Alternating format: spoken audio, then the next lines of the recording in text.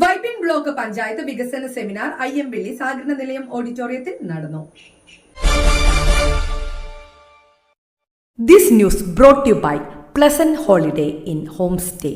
ശാന്തസുന്ദരമായ താമസ സൗകര്യവും സ്വന്തം ഫിഷ് ഫാമിൽ നിന്ന് മീൻ പിടിക്കുന്ന ഒരു അനുഭവവും നിങ്ങൾക്ക് തരുന്നു.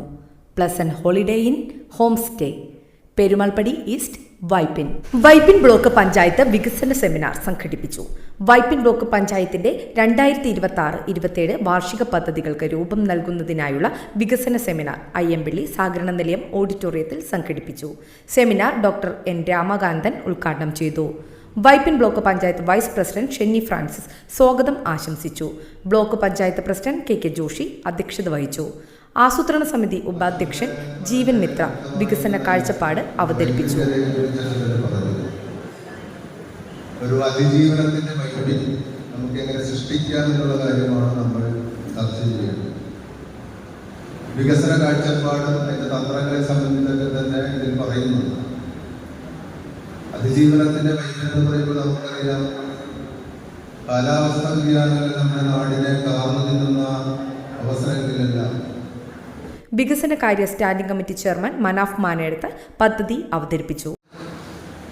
അതിദാരിദ്ര്യ നിർമ്മാർജ്ജനം 2 ലക്ഷം, പ്രൊജക്ട് അസിസ്റ്റന്റ് വേതനം 2,67,480, കേരളോത്സവം 1.5 ലക്ഷം.